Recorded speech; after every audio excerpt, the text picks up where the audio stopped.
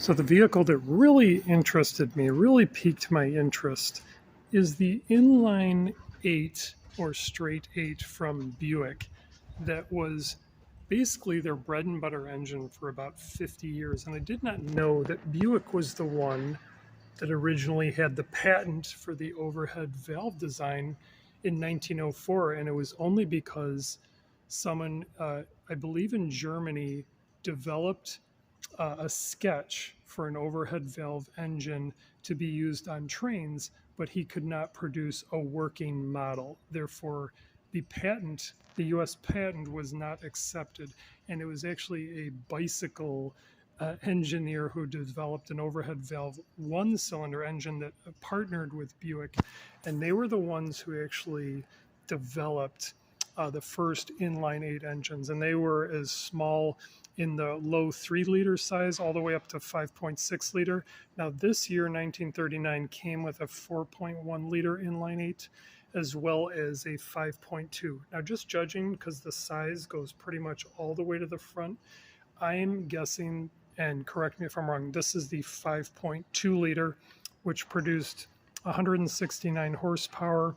And for the year, for 1939, I believe 239 pounds-feet of torque is pretty impressive for a passenger vehicle.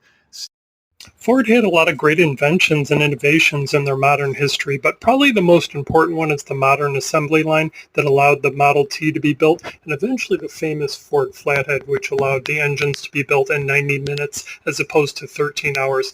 Then the Ford Thunderbird was the first personal luxury coupe.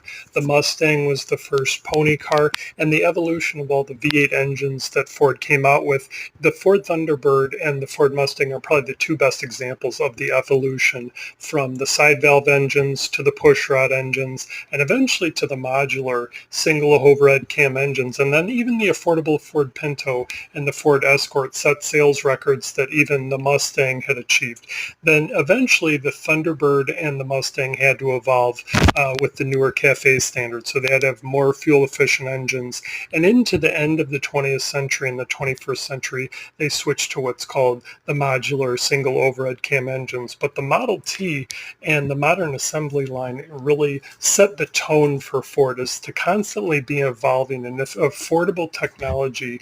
Like with the Y-Block was the first pushrod engine that they used, and it was also in their first Thunderbird that they used. And then by the time the Mustang came out, they were already switching to the FE engines, and eventually the Cleveland engines were in both the Thunderbird and the Mustang, big block and small block. You had the Lima 385